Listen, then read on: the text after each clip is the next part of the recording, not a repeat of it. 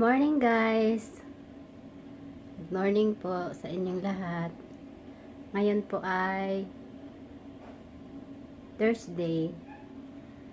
Dito sa amin po ay walang pasok ngayon kasi may mga exam na po ang mga bata, kaya wala po kaming canteen, kaya hindi muna kami magluto.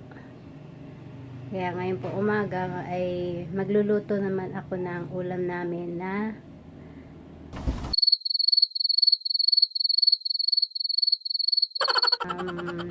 ginataang santol. Tawag dito sa amin ay sinantulan. Ito na po guys yung aking santol. Kinakayod muna po siya. Inalitan muna po siya ng buto bago kakayodin po siya.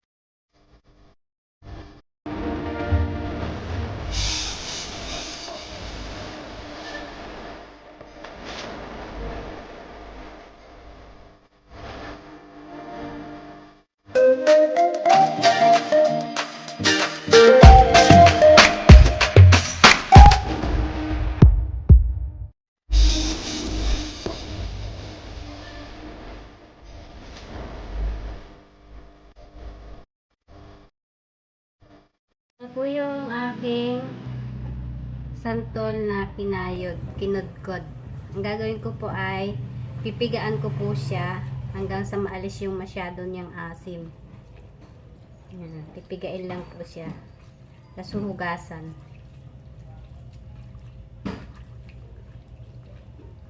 Yan, ganyan lang po.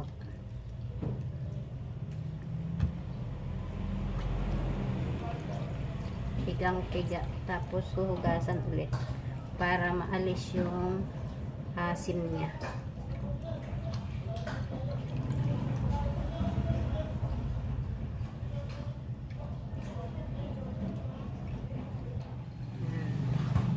Mga ilang hugas po siya, mga maraming hugas, mga tatlo, apat.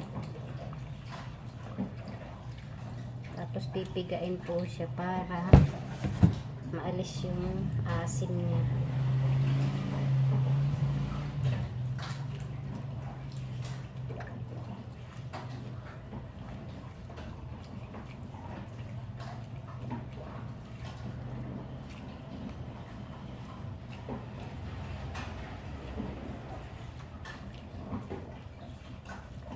Piga lang, piga.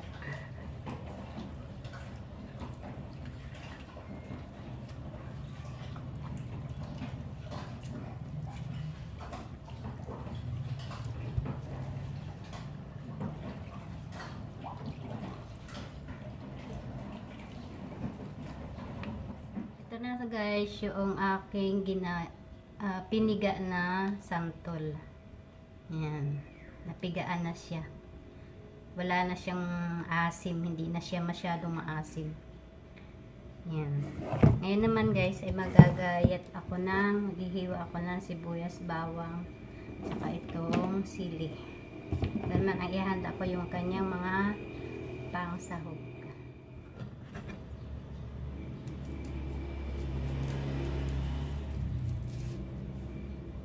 Sibuyas,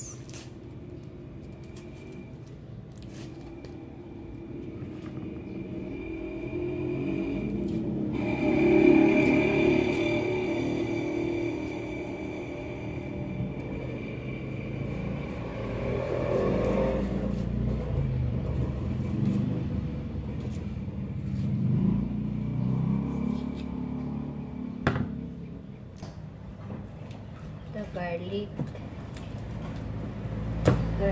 naman. Sarap guys, maraming bawang. Sarap ilahok ang bawang na dami.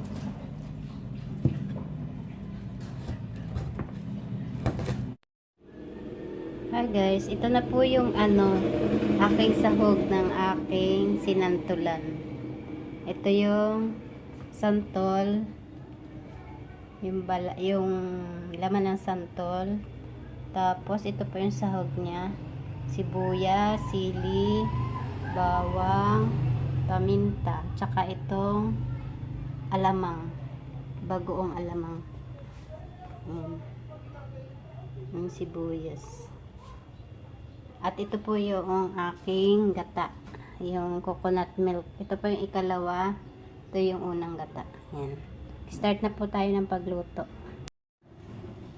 Yan, ito na guys. Mainit na yung ating kawali. Lalagyan ko na siya ng mantika.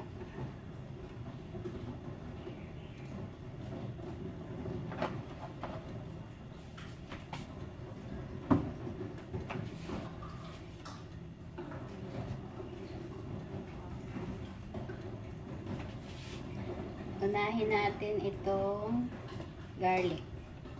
Nainit na siya.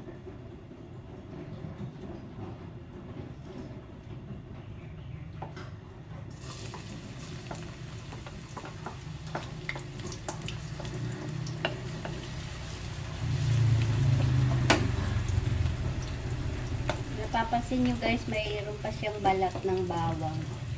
Hindi ko siya inalis kasi nagdadagdag siya ng aroma dun sa ating niluluto. Mabango siya. Kaya masarap siyang ilahok diyan sa bawang na laman. Hintayin lang natin siya mag-brown. Pag brown na, saka natin ilalagay yung onion.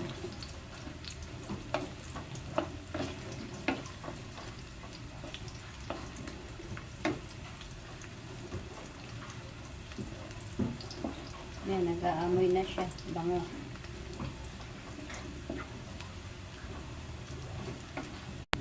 Yan. Dagdagan natin guys ito sibuyas.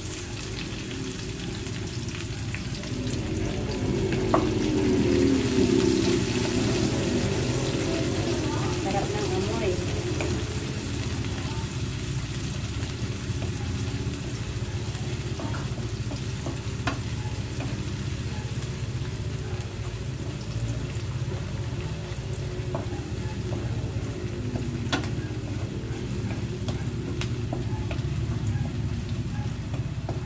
Lutuin lang natin yung sibuyas, tapos idadagdag na natin yung alamang.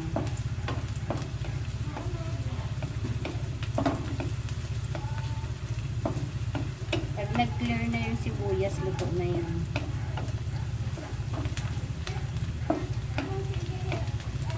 Yan, pwede na yan. Ilagay na natin alisin lang natin guys yung may maitim. Hindi natin ilalahat kasi baka maalat. Ang ginawa ko dyan, tinigaan ko lang siya. Hindi ko siya hinugasan. Tiniga ko lang para maalis yung sobrang alat niya. Ayan. Bango guys.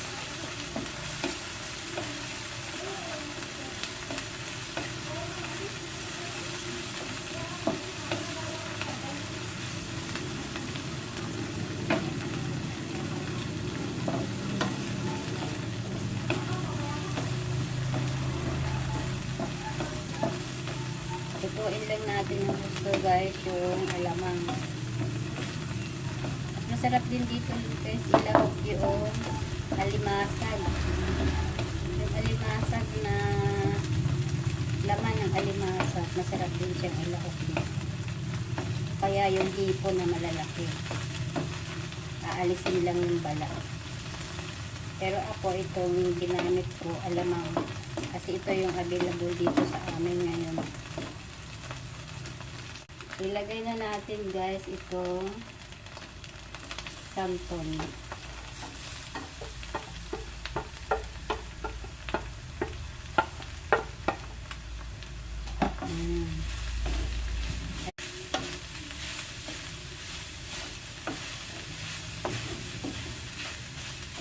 Ilagay na rin natin guys itong paminta.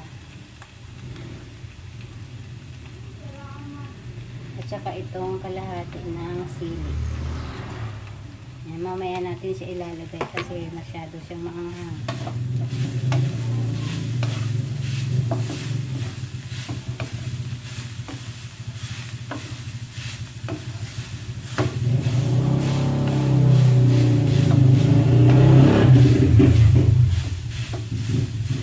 Tuyo-tuyuin lang natin guys yung natirang tubig doon sa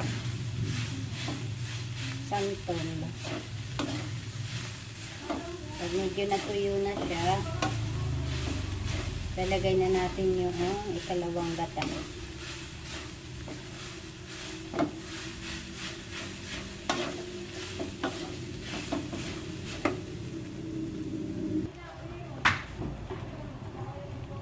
Lalagay na natin guys itong ikalawang gata.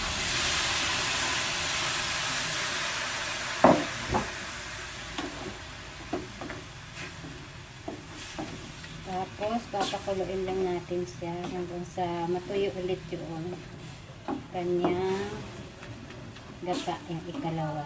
Hanggang sa maluto yung santol.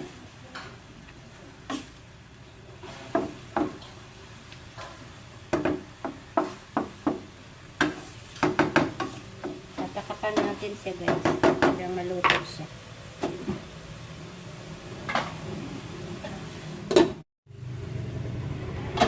Ito na siya guys. Kaunti na lang yung sabaw niya. Pag natuyo na ulit siya, ilalagay naman natin yung ikalawang gata. Unang gata.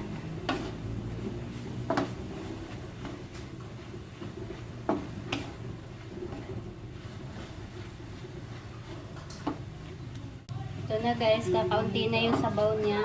Medyo tuyo na siya. Lalagay ko naman na guys itong unang gata.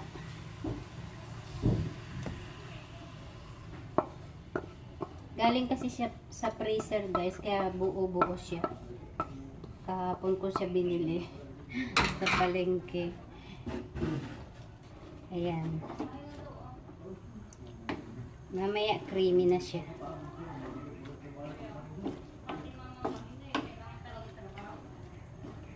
Ayan. Sarap na nito guys. Antayin lang natin siyang kumulo.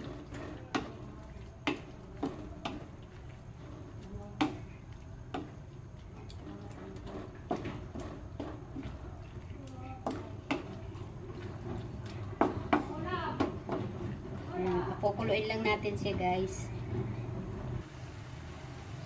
Ayan na siya guys. O, kumukulo na siya.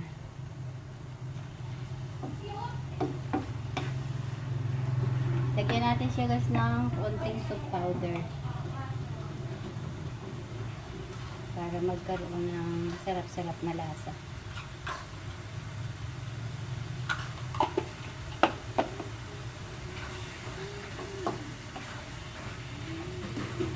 Hintayin lang natin siya guys na magmantika. Lumabas yung mantika ng gata.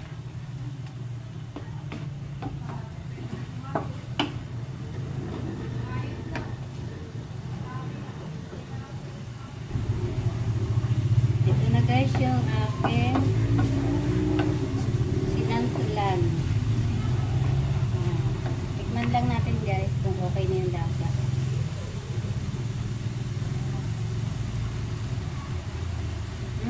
Masarap na. Mamantika na siya.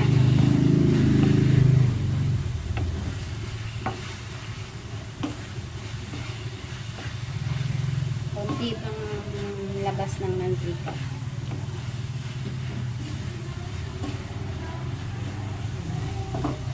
Okay na siya guys. Ito na yung ating Kick.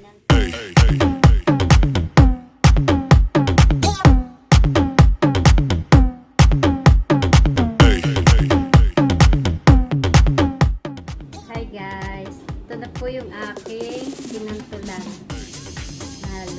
Niluto kong sinantulan. Ayan. Sarap nito guys.